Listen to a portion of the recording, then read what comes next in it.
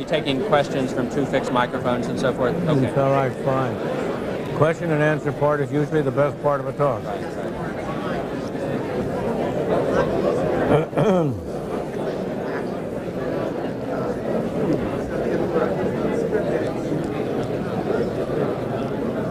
Ladies and gentlemen, welcome to the Athenaeum's movable feast this evening, and welcome also to the opening event of the Henry Salvatori Center's 25th anniversary conference.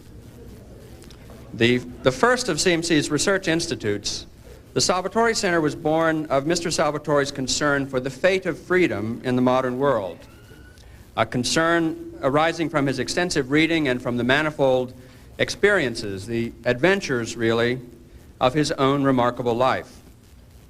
Born in Italy in 1901, he immigrated to America with his family in 1906, studied at the University of Pennsylvania and Columbia, and in 1933, not an auspicious year for most businesses, started his own company, Western Geophysical Corporation, which quickly became the industry leader in seismic methods of exploring for oil. In 1960, he sold his company and began a second career as a philanthropist and political activist. A dedicated anti-communist who was active in Barry Goldwater's presidential campaign, Salvatori soon became the leader of the small group of men, the so-called kitchen cabinet, who encouraged Ronald Reagan to enter politics and helped organize his first campaign for governor in 1966.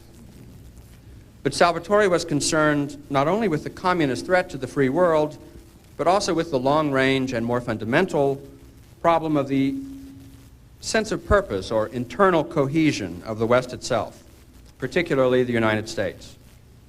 With this in mind, he founded the Salvatori Center at CMC to study the moral and intellectual foundations of civil society, the conditions, economic, religious, cultural, legal, political, that help to make freedom salutary and enduring.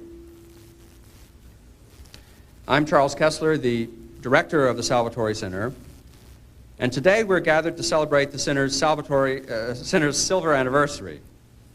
And what better way to do so than to revisit our original and overarching concern with the problem of modern freedom. To canvass the many dimensions of this problem, we have invited to CMC a distinguished group of scholars who have in one way or another been associated with the center over the past quarter century. Tomorrow we will hold two panels in Davidson Lecture Hall beginning at 1:30 p.m. and on Saturday two more beginning at 9:30 a.m. devoted to debating salient aspects of individual freedom in the modern world. These panels are open to the public and I invite you all to come. I say debating because there is, in fact, much to dispute about modern freedom. And I expect that our panelists will have thoughtful, in some cases sharp, disagreements about it. Even on the most basic questions, what is modern freedom, as opposed to ancient, traditional, Christian, or postmodern freedom, there is plenty of room for dispute. And is modern freedom a good thing? Here, too, there will be controversy.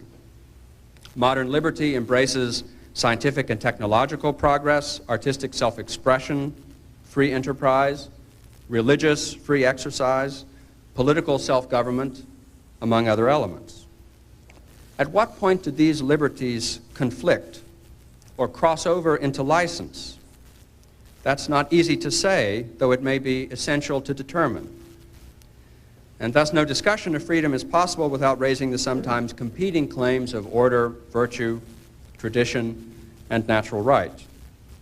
The point was well captured by Edmund Burke, who presciently observed in 1790 that the effect of liberty to individuals is that they may do what they please. We ought to see what it will please them to do before we risk congratulations.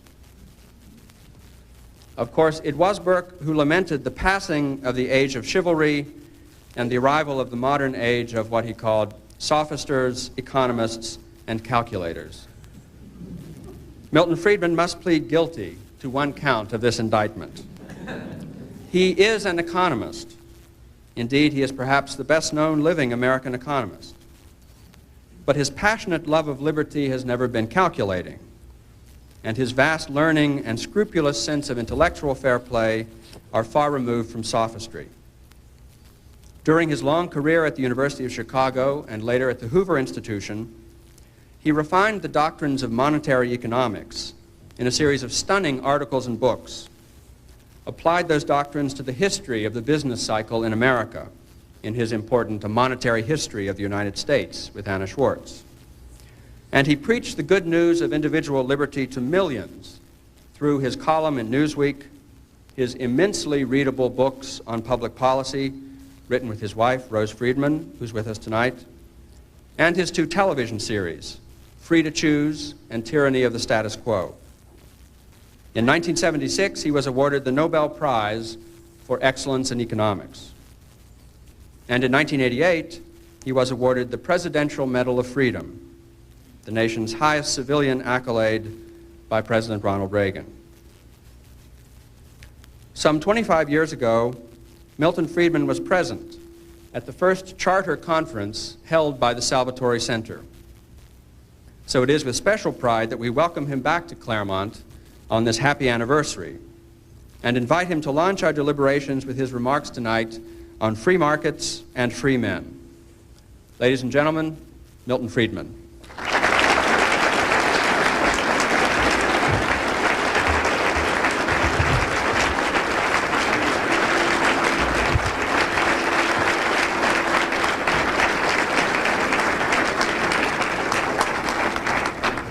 Thank you, Charles, for that introduction. I may say I'm delighted to be here under the auspices of the Salvatore Center. As Charles said, I was here at the first one of your conferences before you were, but also it's more than that. Sometime in the late 60s or early 70s, I forget which, I spent a quarter as a visiting professor at the University of California of Los Angeles. And one of the high spots of that quarter was meeting Henry Salvatore. It was Henry Salvatore who, in turn, put me in touch with Ronald Reagan and introduced me to Ronald Reagan. So I have a very personal reason to feel very favorably toward Henry Salvatore and toward the Salvatore Center. Some 30-odd years ago, my wife and I published a book called Capitalism and Freedom, which was devoted to the question of the relationship between those two. And in that book, I wrote, and I quote, "Historical evidence speaks with a single voice on the relation between political freedom and a free market. I know of no example in time or place of a society that has been marked by a large measure of political freedom and that has not also used something comparable to a free market to organize the bulk of economic activity." We went on to point out that history suggests only that capitalism is a necessary condition for political freedom. Clearly, it is not a sufficient condition. Now, those two statements remain valid today. It is still true that I do not know of any country that has had a large degree of political freedom, however you define it, that has not also relied primarily on free markets to organize their economic activity. And it's also clearly true there have been many countries that were not free, that relied on markets and private activity to organize economics. Ancient Greece is an example. Ancient Greece relied essentially on markets, but it also had slaves. The South of the United States is an example. Before the Civil War, it also relied primarily on markets to organize its economic activity, but it also had slaves. There are many other examples. Portugal under Salazar, Chile under Pinochet, under Pinochet. In both cases, society was organized largely in a capitalist free market way, and yet you did not have freedom of the citizens to vote for their government. However, and that's what I really want to talk about tonight, experience since we wrote that has persuaded me that our analysis in that book was much too simple I do not think that you can use a simple dichotomy of economic freedom and political freedom. I think you have to at least, even at the most abstract level, consider a trichotomy: economic freedom, human freedom, and political freedom. Where I define political freedom for this purpose in the straightforward way of political freedom means the freedom of the citizens to vote for who governs them, to vote for their governors. Human freedom, by that I mean what we all intend by it: freedom to speak, the freedom to write, the freedom of press, the freedom of religion, the well-known freedoms of that kind. In Capitalism and Freedom, I implicitly define political freedom more broadly, to include human or civil freedom. I now believe that was a mistake, that it's much better to define political freedom narrowly and to keep the human freedom separate. The example, in my experience, that really brought home to me the oversimplification of the analysis we had in Capitalism and Freedom is Hong Kong. And I want to talk some about Hong Kong because I think it's an example that has a great deal to offer to students of freedom. As you all know, Hong Kong is unquestionably the freest economy in the world, as of now. It won't be a year from now. It's a great tragedy that this great example for scholars and for people in general is going to disappear a year from now when China takes over. But that's a separate point, and I'll leave that to one side. Hong Kong has almost complete economic freedom.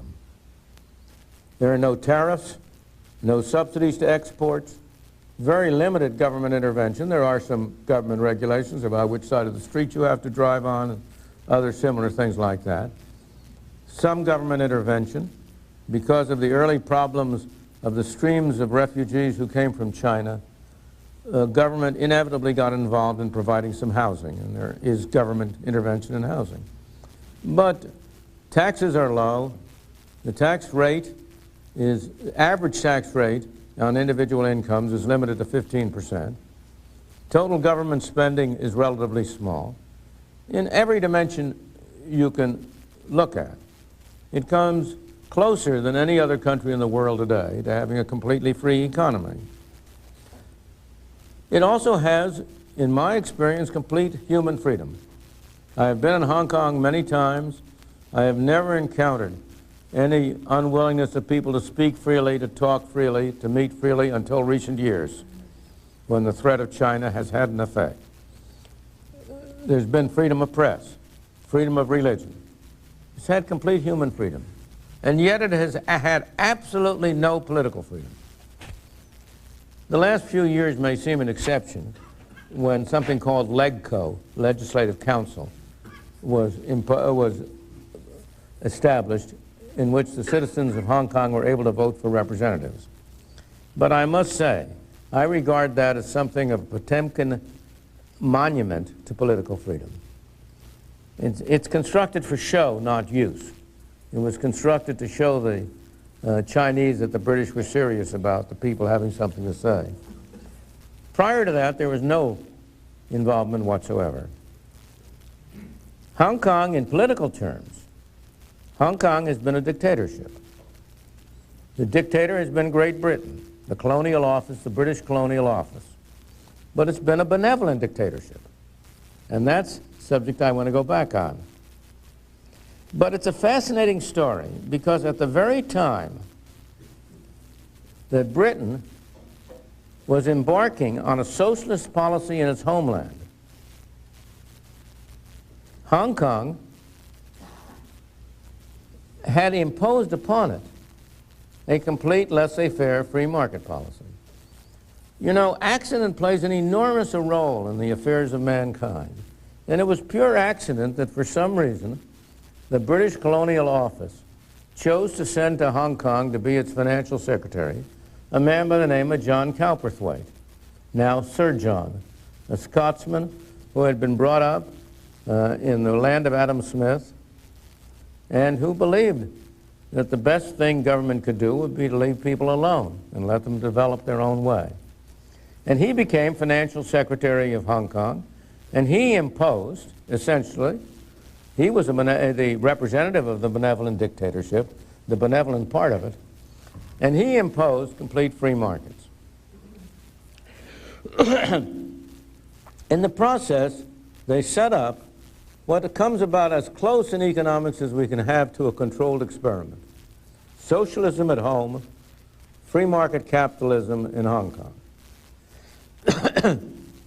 And the results are unambiguous.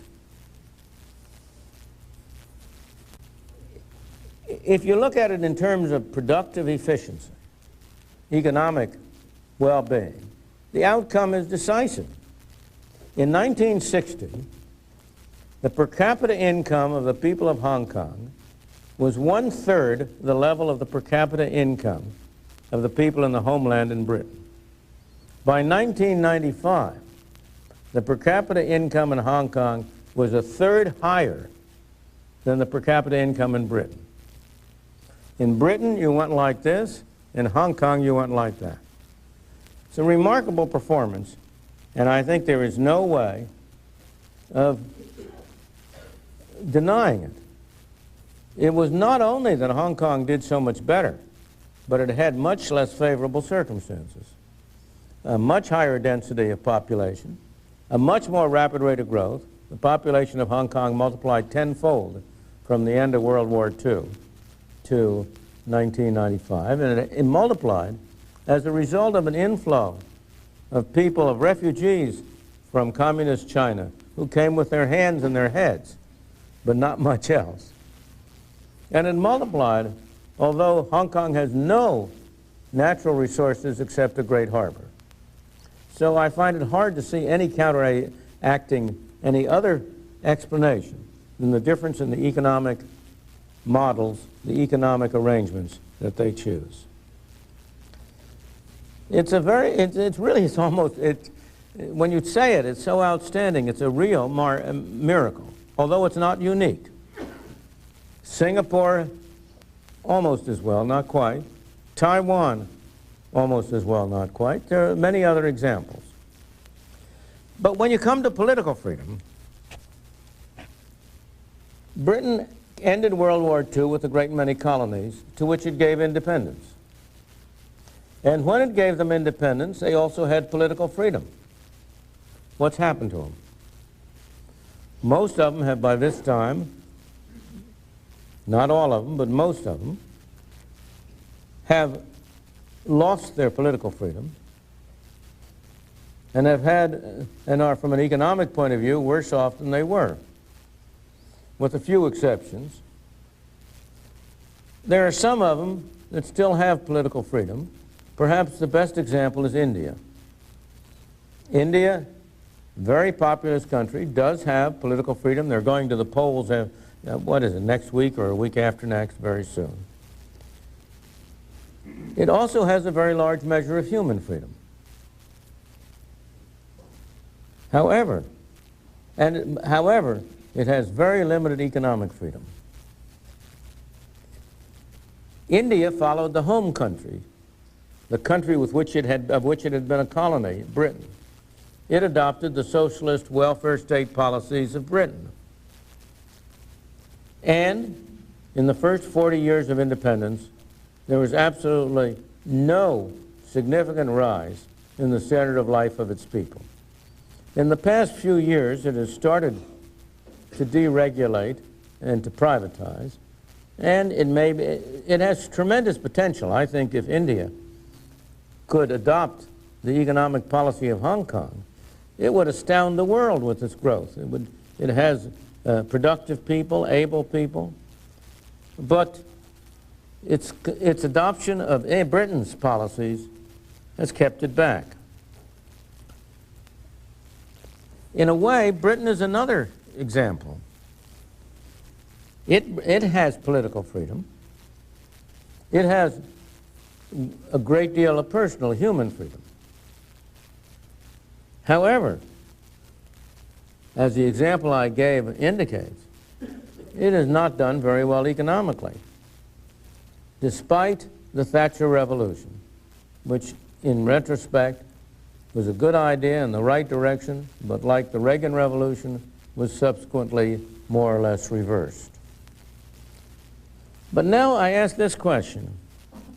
Suppose communist China had not been there. Then Hong Kong could have been given its independence the same way as the other colonies were. It would have had independence with political freedom. Is there anybody who believes that it would be economically and in human freedom as well off as it is today? I do not believe so. If you just look at the example of all the other colonies, the political freedom would have been used to destroy the economic freedom. What all this suggests is that while economic freedom facilitates political freedom, I think of that there's also a good deal of evidence. Once political freedom is achieved, it tends to move in a direction that tends to destroy economic freedom. I don't say that with any relish. I find that an enormously troubling conclusion. As a citizen of a democracy, I believe in political freedom. I believe that people ought to have the right to vote for who will govern them. Yet, as an observer of history, I find it hard to avoid the conclusion that political freedom may be dangerous to economic and human freedom. You don't have to go anywhere else than this country to see how valid that is. If you compare the situation today in the United States with the situation as it was when I graduated from high school in 1928, a long, long time ago, we were much poorer then in material things. The dishwashers and radars and so on had not yet been invented. But we were fundamentally much freer in human conditions. It was a much more civil society. We weren't afraid to walk the streets at night. We didn't have to lock our doors. We didn't have to fill out those long income tax returns. I didn't have any income then, so it didn't matter. But if I go back and look, if I have been filing income tax returns now for 63 years. And if I have the records of all my income tax returns. And the early ones are 1 or 2 pages, and gradually, year by year, and I now need a whole volume to keep the returns in. By every dimension, we are less free now than people were then. We're less free about what we do with what we earn. Half of our income on the average, roughly, is spent for us by third parties. We are less free in the activities we engage in. We didn't have anything like as much licensing, limitations on what activities you could follow, and so on. But now I want to go back to my main theme. It seems a paradox of the first water that political freedom should be antithetical to human freedom. Yet, if you look at it in a purely theoretical and abstract level, it's easy to explain what seems a paradox. The essence of human freedom is the freedom of people to make their own decisions so long as they don't interfere with the freedom of others. But that makes clear why private markets are so closely related to human freedom. Private markets are the only mechanism that permits a complex, interrelated society to be organized from the bottom up and not from the top down. The comparison between a free market on the one hand and an army on the other brings it out. In a military setting, the general commands, the colonel tells it to the major tells it to the captain, and so on down the line, until the private jumps to attention. In an economic market, it's the other way around. The consumer goes to the store and buys a toothpaste or doesn't, and that order gets sent up the line until it affects what toothpastes are produced and ultimately how they're produced. Those are the only two ways you can organize society, from the bottom up or the top down. We're here in Claremont University, Claremont College, and a university is a good example of what's organized from the bottom up. In this case, it's the teachers up, not the students. But the fact that that's the case, that a free markets, economic freedom depends on cooperation among millions of people, voluntary cooperation, also makes it clear why free markets are so rare, why free societies are so rare. Make no mistake about it. We have been born in a relatively free society and have lived in a free society, and so we take it for granted. But yet there's been no time in history, including the present, when the great majority of the human race has lived in free societies. So free markets are very rare. Free societies are very rare. And the reason it is because they restrain power. Restrain power for both bad people and good people. In a free society, you have to get voluntary cooperation. The consumer is the ultimate boss. And in such a society, bad people find it hard to get what they want, but so do good people.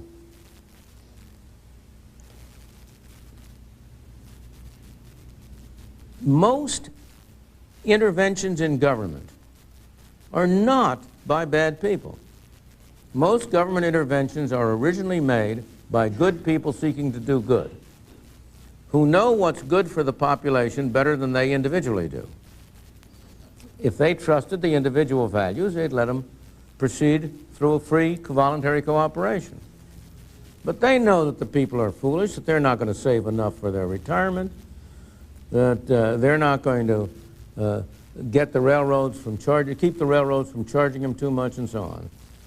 So almost all interventions, not all, perhaps tariffs are a good example of some that are not, but most interventions are from good people who want to do good. But once violence and force is introduced to achieve something, it gets taken over by bad people and becomes an instrument for doing harm. Every regulatory authority, from the Interstate Commerce Commission to the Food and Drug Administration to you name it, has initially, almost everyone has initially been established for good reasons. But once it's established, there's a pot of money there, and people are going to go after it. And the Interstate Commerce Commission is going to come under the control of the railroads. The FDA is going to come under the control of the drug industry, and so on down the line. What this suggests, to put it in more technical economic terms, is that a free society may be an unstable equilibrium position. By chance or otherwise, it can get established. But it's very hard to maintain it, because if you push it, it tends to go in one direction. If you expand government, it tends to stay expanded. The hardest thing in the world is to get something undone. You go back in history and name the government activities that have been closed down, and there are very few and far between. Alcoholic prohibition of alcohol is one example. And there are 2 or 3 other examples, but it's very hard to find cases in which the role of government has been rolled back. You can find many cases where it's been expanded. And the reason is simple, along the same lines. Those activities have come into the hands of people who benefit a good deal from them. And each of those people has a strong interest in keeping it there. On the other hand, the costs are spread broadly among the population at large, and individual citizens don't have an incentive to operate against them. You know, people say that, well, we have majority rule. Really, the difficulty in cutting down government, they say, is that people want all the goodies that government gives. But they don't. That's a bunch of nonsense. Does everybody in this room want to pay twice the world price for sugar? If that were put to a vote, do you think it would be approved by the American people? But Archer Daniel Midlands thinks we ought to pay twice as much for sugar. And we do. So I don't believe it's true for a second that we have so much government because people have such demands upon government. We have so much government because once you get started in an area, it becomes a preserve of the people who can best take advantage of it, and they have a far greater interest in maintaining it than the population at large has in destroying it. The minimum wage rate, which is coming up now, is another very good example. It's there is no doubt that it has the effect of increasing unemployment and making it difficult for people who have very little skill to get hold of the first rung of the ladder. But why do we have it? Because the trade unions benefit greatly from it, and they are the ones who insist on having it. But let me come back to the, this will be more controversial, I'm sure, than my general theme. But I want to add, I hasten to add, this is not an argument for dictatorship. The Hong Kong dictatorship was benevolent because it adopted a laissez-faire policy, a free market policy. But that's very rare. I do not know of any other example of a dictatorship which has adopted that policy. There are many political scientists in this room who know this subject better than I do, and I would appreciate whether they have, telling me whether they have come across any cases, other than this, of dictators who have adopted as completely laissez-faire a policy as was adopted in Hong Kong. Lee Kuan Yew in Singapore may be a counterexample, though it's less clear in that case. He was far less self-denying. You know, it's fascinating that both of those relatively benevolent dictators were educated in Britain, the source of our own freedom as ensconced in the Constitution and the Declaration of Independence. But benevolent dictators are few and far between, and there is no mechanism to guarantee that their successors will also be benevolent. So I'm not arguing for dictatorship.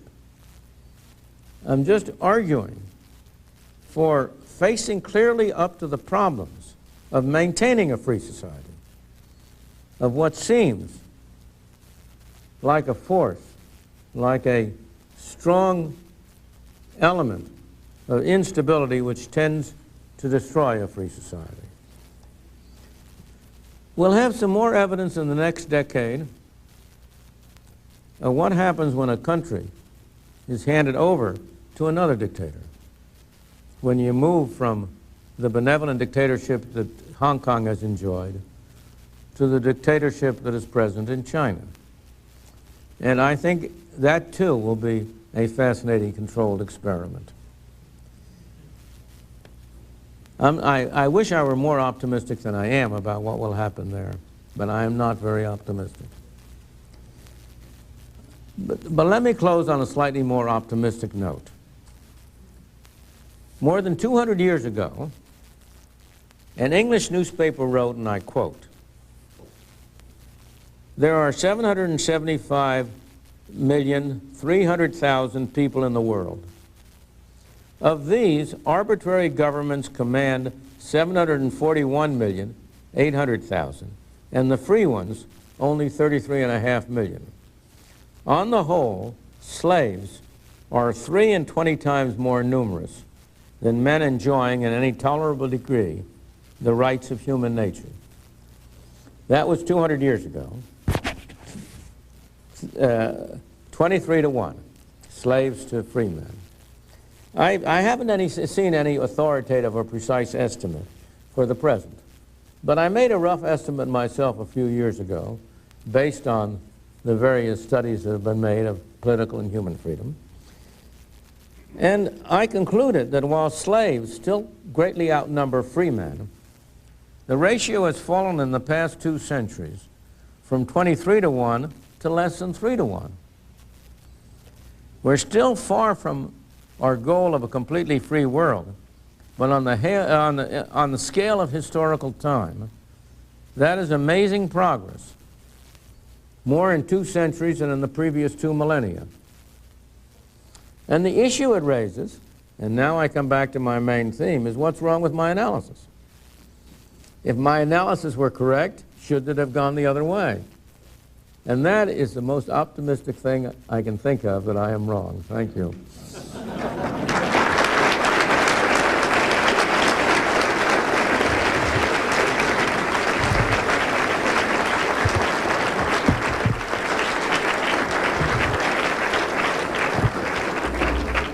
Thank you, Dr. Friedman, for your talk. At this time, I will take questions from the floor. Student questions will come first, others after. If you do have a question, please come up to one of 2 microphones located down both of the aisles. And just a reminder that questions should be brief and to the point.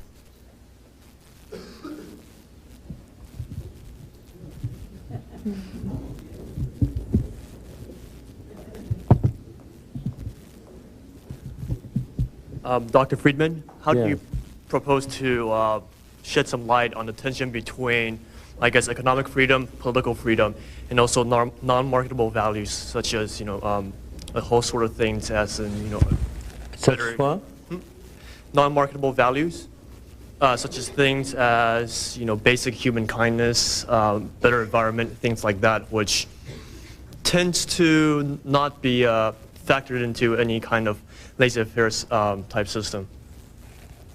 I didn't get the last part of your question. Basically, how do you deal with, could you explain the tension? I understand what you're asking about values that you regard as non-marketable, such as friendship, kindness, etc. But what's the question about them? Well, it seems like most of the, at least if you take an economic view on it, that the way, for example, our society right now is a lot more consumerism driven than it is otherwise. Not at all. On the contrary. Our society is half non-consumer driven. Half the national income is spent on our behalf by someone else, by governments. It's determined what shall be done. I believe that there's a great misconception that underlies your question, which is that somehow market arrangements tend to be dehumanizing, tend to be materialistic. That's utterly wrong. I'll tell you how to see that. You go into a store to buy something and see how the person serving you treats you. Go to a restaurant to get a meal where you are the customer and they're treating you. And then go into a restaurant in a totalitarian country, or for that matter, go to your school lunchroom here. In which case do you get more friendly, gentle treatment? If you're serving a customer, you have to be nice to him. The case of medicine is an overwhelming point. When medicine was a strictly private activity, there was a much closer relation between patients and physicians than there is when medicine is distributed in a more depersonalized way. So I believe that there has been a serious decline in the United States in civility. And while that cannot be attributed entirely to the growth of government, I believe a large part of the decline in civility comes from the increasing role of government. I don't get the same kind of civil treatment from my IRS auditor that I get from a bank clerk.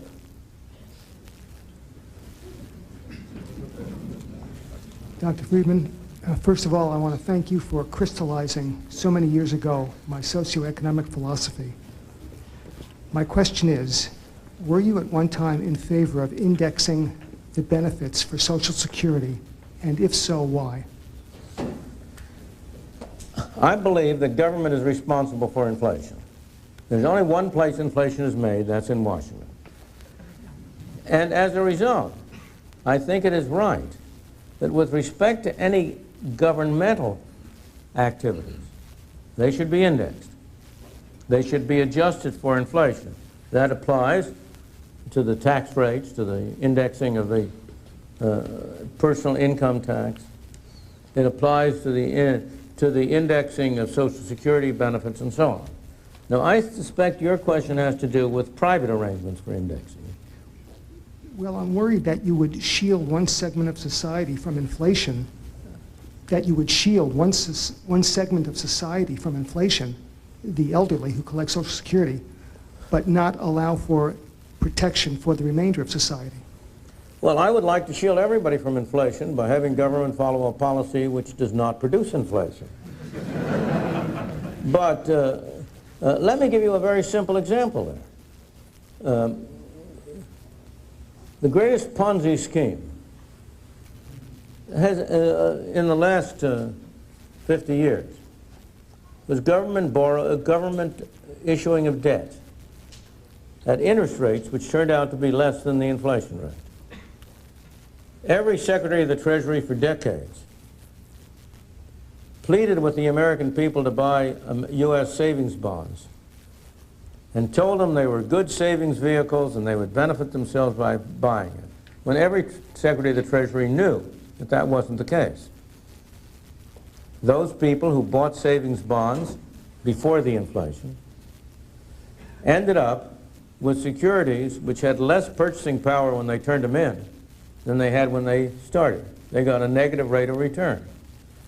I think that was unfair and inequitable, and therefore I would like to see government issue its securities, its bonds, only on the basis of being fully indexed, of purchasing power securities. So similarly, so far as a private society, private arrangements are concerned, there's nothing to prevent people from entering into indexing agreements, and they have. So I really don't believe that by indexing those things that government is involved in, I am preventing other people, I'm doing any harm to other people. Non-indexing of the income tax system is largely responsible for the high level of government spending today. I remember many years ago, you know, inflation doesn't assume the role today that it did in the 1970s and 80s. That was a period when inflation rates went up to 10, 15% per year.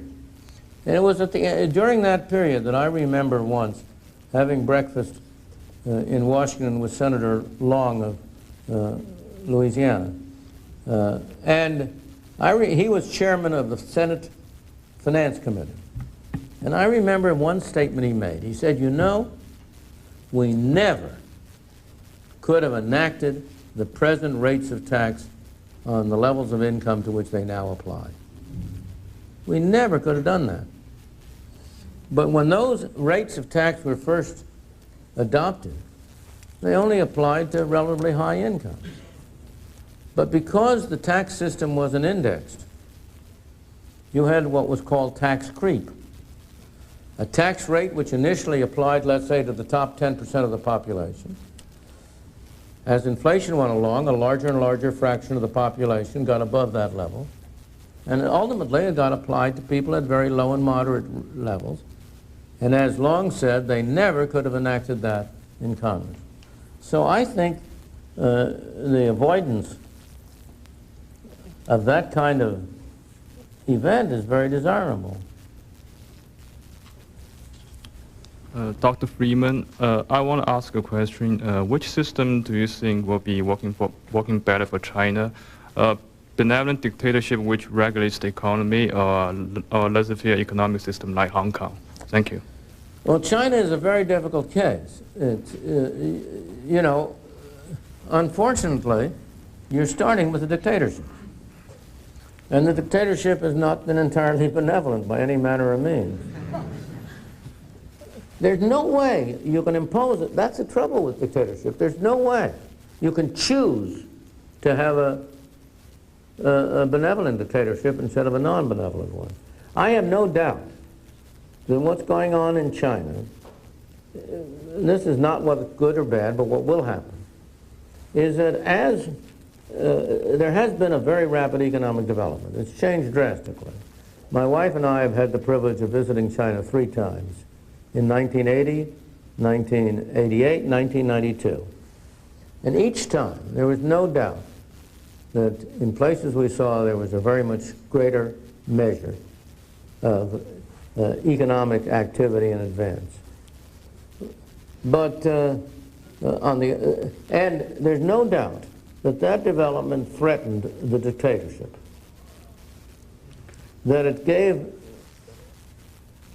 the expansion of the area which was in the market enabled the people within that area to have more liberty and more freedom than they had before. That was the ultimate source of Tiananmen Square, of the attempt by the dictatorship to clamp down. Now, that event was one event, but it won't be the last such event. If China continues on this path of broadening the market area, you will have further political conflicts of that kind, and you will have further events. What will be best for China would be if it could move in the direction of a free market and a free system. And it may very well do so. I trust that it will. But I don't know really how to answer your question. I'm not going to set out to try to write a blueprint for what China should do. That's beyond even my capacities. Thank you. You mentioned that a increased minimum wage would be detrimental to employment. Sure. But wouldn't a increased minimum wage, because seeing that it's currently below the poverty line, I guess you could say, wouldn't an increased minimum wage increase the lower class? And wouldn't a lower class be better than a smaller middle class, a greater lower I don't class? understand you. The one thing that a minimum wage would do would be to reduce the number of people who receive a positive income from working. Those people who were kept in employment would have a higher income. But let me look at it a different way. Look at it from an overall point of view. Higher minimum wage will lead to people being unemployed. I think everybody will agree on that. All people say is, oh, well, the number would be small, and that's offset by the advantage of those who are still employed. However, by decreasing the number employed, do you increase or decrease the total pie?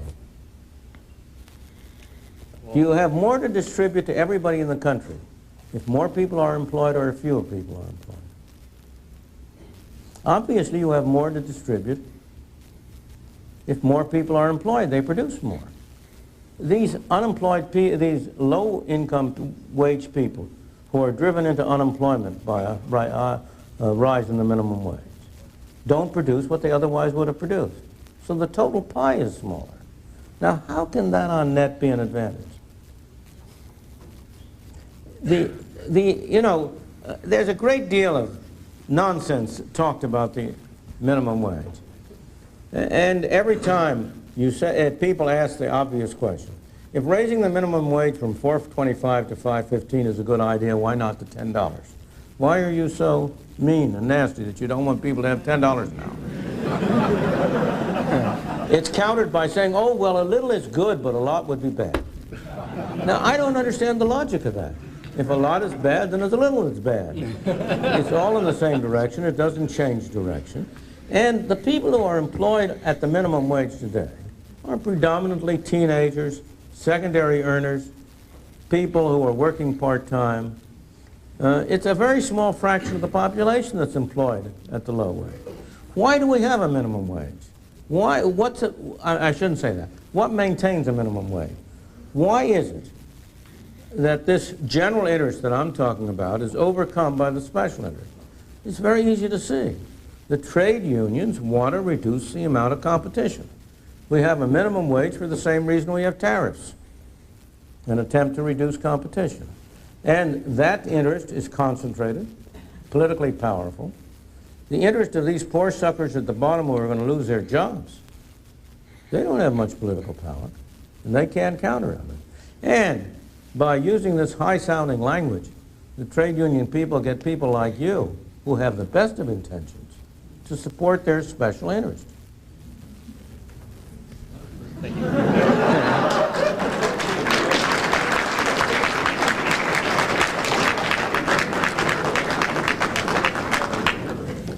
Dr. Friedman? Yes. You asserted that you are significantly less free today than you were in the halcyon year of 1928.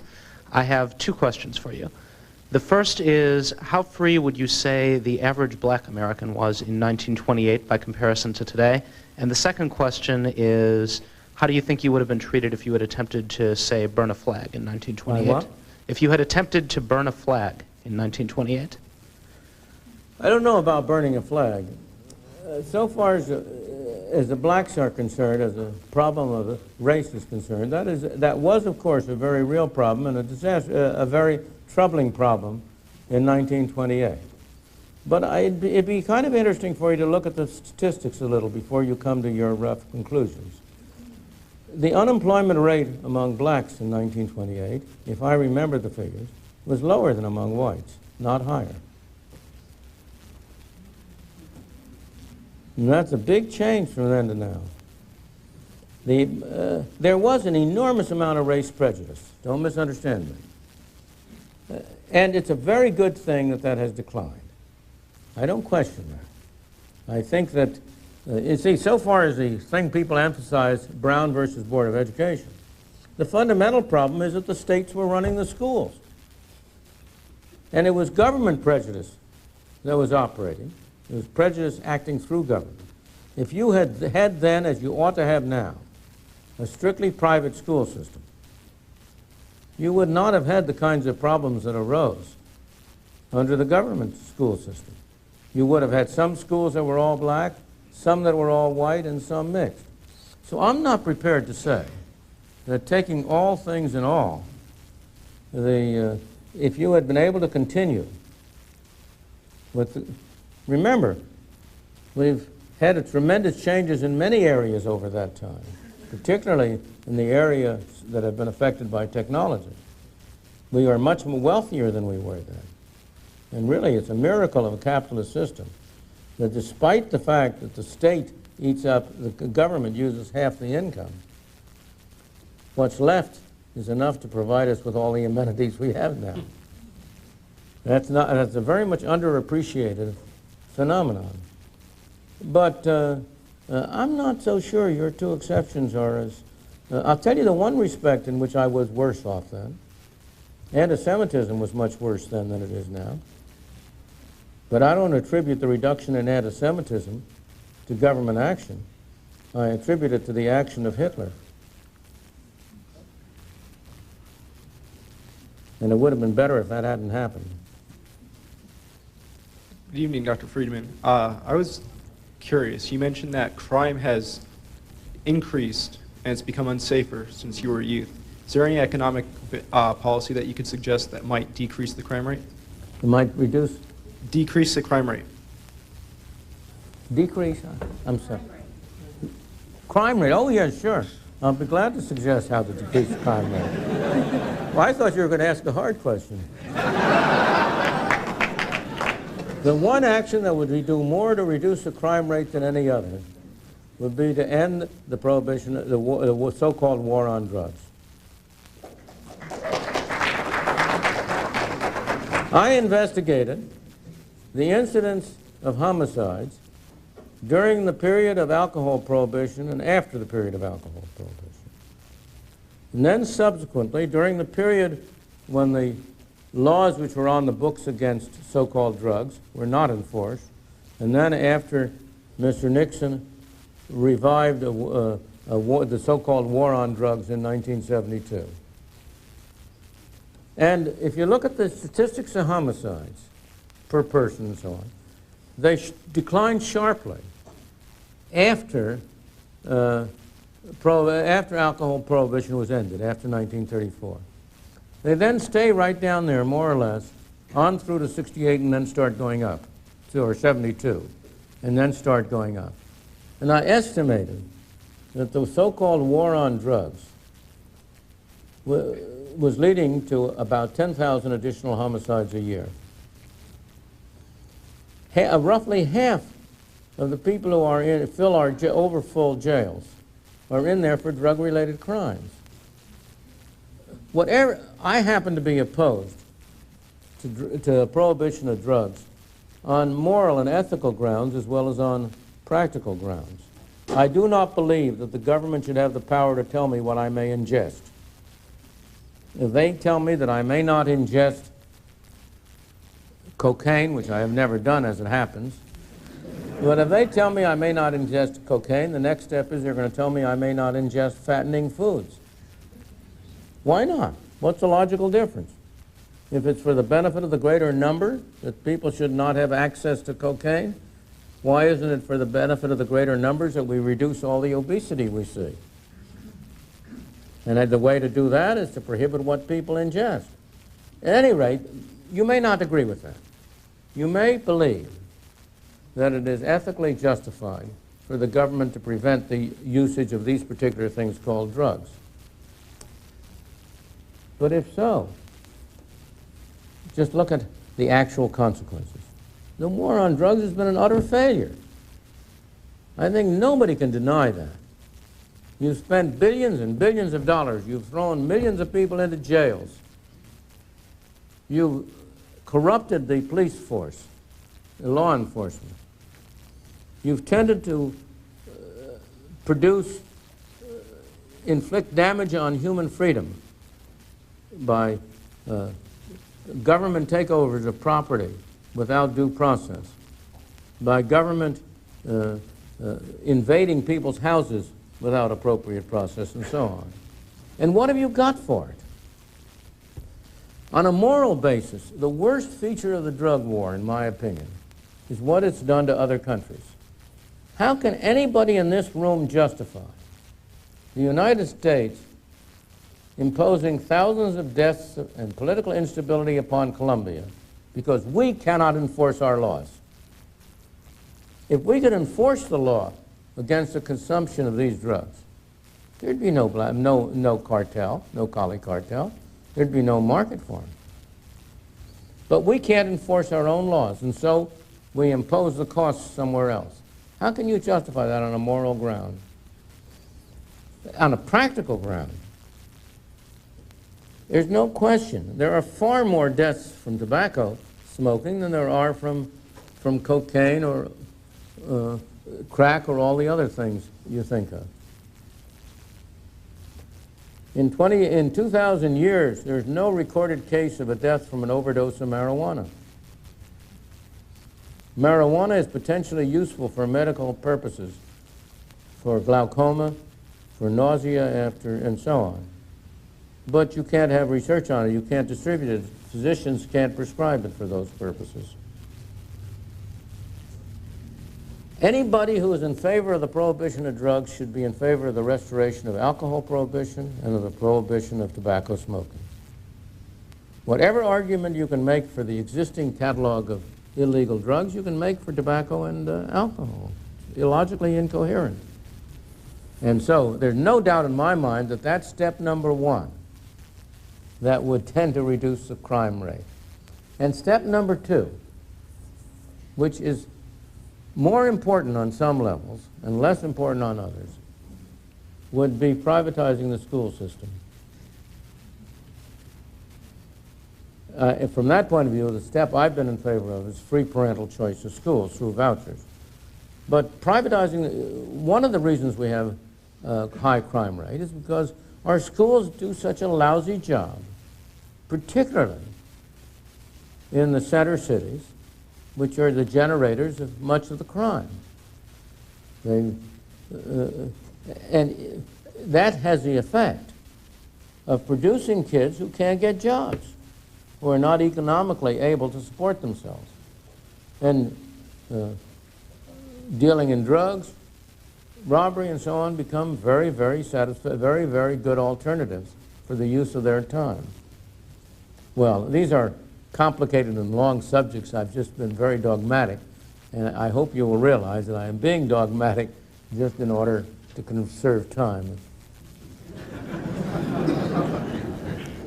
Dr. Friedman, I'd like your opinion on what it would take to privatize the Social Security system, at least to the same level that it's privatized in Chile now. Sure, I'd be glad to. The question is, as you heard, privatizing Social Security. Again, Social Security is a wonderful case. It consists of two elements, neither of which anybody would be in favor of. But you put them together and they become a sacred cow. One element, I ask you, if anybody in this room would consider voting for a tax on the first dollar of wages up to a maximum, would anybody believe that was a good tax? It's about 15% now of wages, beginning with the first dollar, but there's a limit. If you have a high enough wage, the tax doesn't get any larger. Anybody in favor of that regressive a tax? Anybody in favor of a benefit system under which the amount people receive, we're going to give them welfare, we're going to give them welfare checks, and the amount you get depends on how much you have earned. So if you've been a very high earner, you get a large subsidy from the government. If you've been a low earner, you get a low subsidy from the government. Anybody in favor of that? Put the two together and you have our Social Security system. That's an accurate description of it. In 1972, a long time ago, I had a public debate with Wilbur Cohn, who was at that time the head of the Social Security system, in which I proposed privatizing Social Security, and I outlined a series of measures which combined would overnight privatize Social Security. I could give you a list of those measures, but let me say they exist. It's perfectly straightforward. The general principle is that you take unfunded obligations and fund them. You say to every individual, for those over 65 who are now receiving Social Security, just continue. Just let them grow out of the system and keep the present system. But if they want to get out, that's all right. If they want to get freed from it, you give them government securities equal in value to the present value of what they're going to be entitled to in the way of benefits. And similarly, anybody who has accumulated enough Social Security taxes, payments, so-called, Social Security, I'm not saying that right. Anybody who has had enough work to become eligible for benefits, you give him the alternative. He can continue on the present system, or he can take the present value of what his future benefits would be in a lump sum. And he can deposit it handle it in any way he wants. And for those people who have not yet become eligible, you buy them off by giving them back what they've put in taxes. And say, from here on, you're on your own. The way they did in Chile, was to add to it, to my scheme. What they did in Chile was essentially what I proposed, except they added to it a government requirement that people had to use at least, I think it was 10% of their wages for retirement purposes. I don't see why people shouldn't be free to use their money as they want. Tell me, why is it ethical that I have a man who has incurable cancer, but he's employed and he's required to put aside 15% of his income for his retirement? Does that make any sense? I don't think so. Anyway, let me go back to the privatization question, try to answer that in full. You will say to me, and this is the main argument, but how are you going to afford to give all those benefits? Where's the money going to come from? Those obligations are there today, except they're not funded. The so-called national debt is grossly understated because it only includes the funded parts of the national debt. But there's a large unfunded part, the pensions for government employees, railroad retirement benefits, Social Security benefits. There's a, what is it, $3 or $4 trillion unfunded benefits. And all you're doing is funding it. You're converting it from an unfunded state to a funded state. So I don't think there'd be any problem in financing it. Dr. Friedman, I'm an econ major, but I'll be honest, I'm currently in the dark about a lot of the plans to revamp the current tax code. About what? To revamp the current tax code, the plans on the Hill. What plans would you suggest for revamping the tax code? Very simple. The first thing to do is to eliminate the IRS.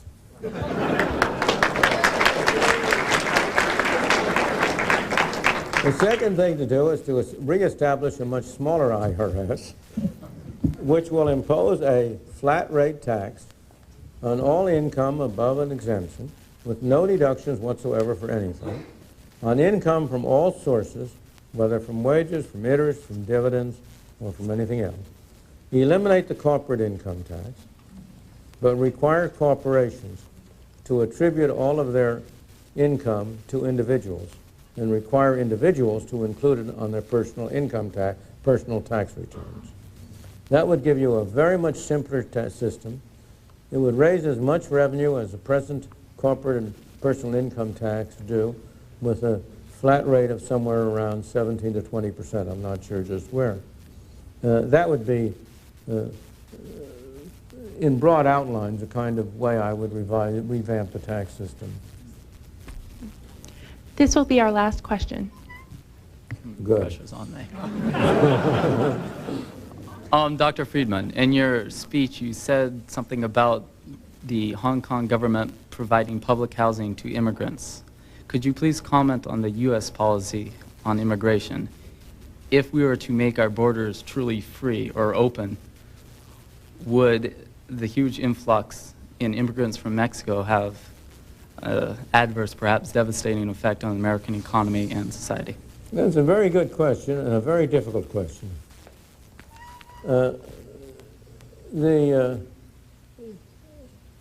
Until now, it's always been interesting to me. I want to ask you people two questions.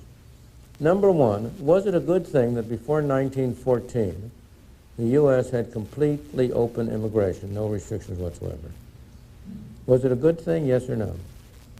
Yes. Would it be a good thing today to have completely open immigration?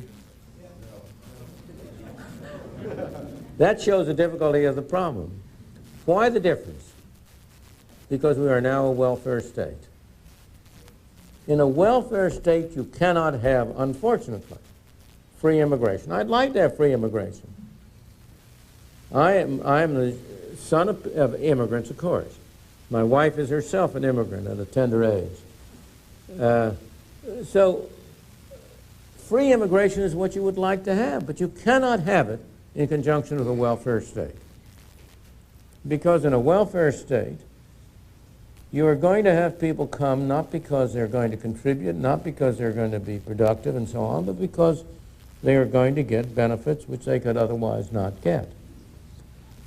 So that I am torn about, I don't have any good way to answer this question. I think many of the things we do now are kind of silly, and particularly with respect to Mexico.